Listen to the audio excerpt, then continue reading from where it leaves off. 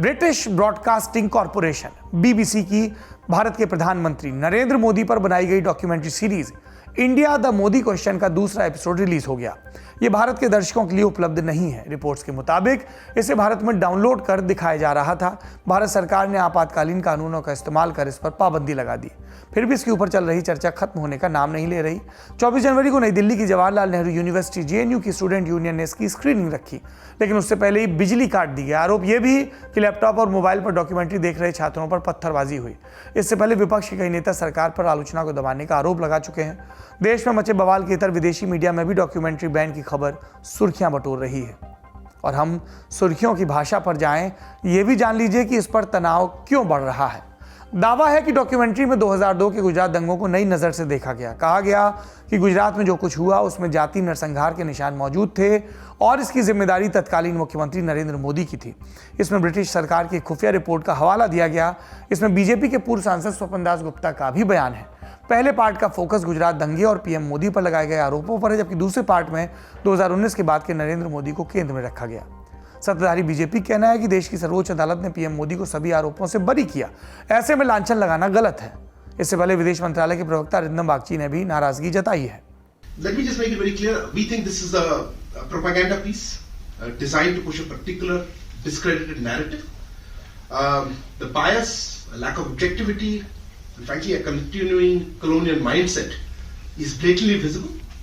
ये तो हुई भारत की बात। अब ये जान लेते हैं कि बाकी दुनिया में क्या चल रहा है।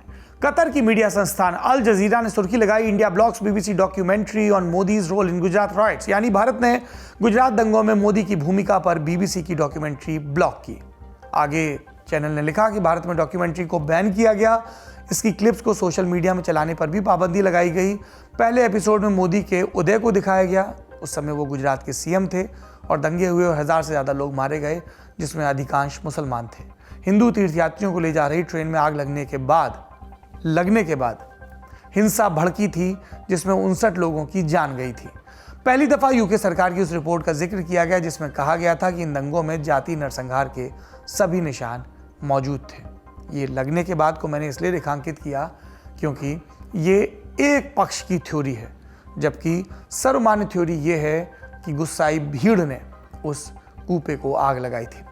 ब्रिटिश अखबार गार्जियन की सुर्खी है, India invokes emergency laws to ban BBC Modi documentary. यानी भारत ने मोदी पर बनी बीबीसी की डॉक्यूमेंट्री पर बैन लगाने के लिए आपातकालीन कानूनों का इस्तेमाल किया। अखबार लिखता है, मोदी पर बनी डॉक्यूमेंट्री के बैन होने से भारत में विवाद शुरू हो गया। डॉक्यूमेंट्री में दिखाया गया कि दंगों के समय कैसे वेस्टर्न डिप्लोमेट्स और ब्रिटिश सरकार ने मोदी के बर्ताव की आलोचना की।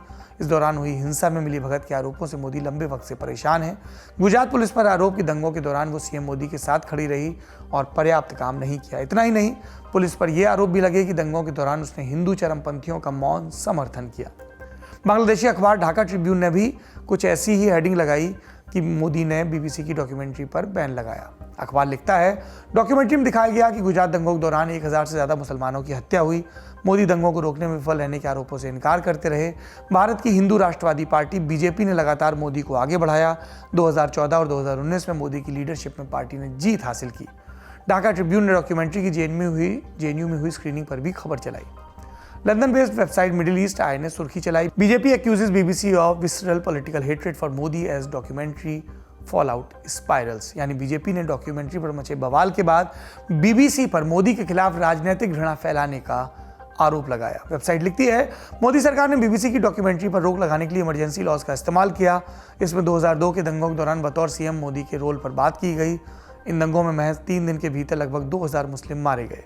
मिडिल ईस्ट आई ने इस बैन पर बीजेपी नेता शाजिया इल्मी से बातचीत की। इसमें शाजिया ने भारत सरकार के फैसले का समर्थन करते हुए कहा कि झूठे आरोपों के आधार पर समाज में अशांति क्यों पैदा करें। भारत G20 की मेजबानी कर रहा है कि आपको नहीं लगता ये डॉक्यूमेंट्री दूसरे देशों के साथ भारत के संबंधों पर प्रतिकूल प्रभाव डालेगी। अमेरिकी मैगजीन टाइम ने अपनी रिपोर्ट का शीर्षक दिया, why India is using emergency laws to ban a documentary about prime minister Modi. यानी भारत पीएम मोदी पर बनी डॉक्यूमेंट्री को बैन करने के लिए आपातकालीन कानूनों का इस्तेमाल क्यों कर रहा है। मैगजीन लिखता है कि इन दंगों को उकसाने में मोदी की मिलीभगत का सवाल पूरी दुनिया में बरसों से उठता रहा, लेकिन बीबीसी की डॉक्यूमेंट्री इस भूमिका को एक कदम और आगे ले जाती है, जिसमें कई एक्सपर्ट्स की टिप्पणी भी शामिल है। इसमें ब्रिटेन सरकार की रिपोर्ट का भी जिक्र है, जिसमें मोदी को दंगों के लिए सीधे तौर पर जिम्मेदार ठहराया गया। हालांकि डॉक्यूमेंट्री में बीजेपी के नेताओं के भी इंटरव्यू शामिल किए गए हैं, जिसमें उन्होंने दंगों में मोदी की भूमिका से इनकार किया है। ये टाइम का हवाला। एक न्यूज़ चैनल है CNN, उसने भी वेबसाइट पर सुर्खी लगाई इसी तरह की, India bans BBC documentary on PM Modi's role in Gujarat riots. CNN लिखता है कि सरकार ने इसकी क्लिप्स यूट्यूब और ट्विटर पर भी शेयर करने पर प्रतिबंध लगाया और इसका जवाब जानने के लिए CNN ने ट्विटर और यूट्यूब से संपर्क किया, लेकिन अभी तक इन प्लेटफॉर्म से कोई जवाब नहीं मिला है। ये तो ही डॉक्यूमेंट्री पर विदेशी अखबारों में हुई चर्चा। आप जानते हैं कि विदेशी नेताओं की रिएक्शन क्या है। ब्रिटिश PM ऋषि सुनक ने PM मोदी का बचाव करते हुए कहा कि वो डॉक्यूमेंट्री में PM की दिखाई गई छवि से सहमत नहीं है। ये जवाब उन्होंने संसद में तब दिया जब एक पाकिस्तानी मूल के सांसद ने सवाल पूछा। अमेरिकी विदेश विभाग के प्रवक्ता नेड प्राइस ने पत्रकार के सवाल के जवाब में कहा कि मैं BBC डॉक्यूमेंट्री से जुड़े विवरण से परिचित नहीं, हालांकि मैं उन साझा मूल्यों से परिचित हूं जो अमेरिका और भारत जैसे जीवित लोकतंत्रों के बीच कायम है। इसके अलावा न्यूयॉर्क स्थित मानवाधिकार संस्था ह्यूमन राइट्स वॉच ने डॉक्यूमेंट्री के बैन की आलोचना की और कहा कि यह कदम आलोचना पर लगाम लगाने की सरकार की एक और कोशिश है। आप इस मामले पर क्या सोचते हैं? कमेंट बॉक्स में जरूर बताएं। आज का दुनियादारी यहीं खत्म होता है। शुक्रिया, शुभ रात्रि। सिर्फ 59 रुपए महीने में पाइए YouTube पर LT प्रीमियम। किसी भी प्लेटफॉर्म से 3 दिन पहले देखिए हमारे प्रीमियम प्रोग्राम जैसे guest in the news room, किताब वाला आदि। इसके अलावा बहुत कुछ। सब्सक्राइब करने के लिए ललन टॉप के YouTube चैनल पर जाकर क्लिक करें ज्वाइन बटन।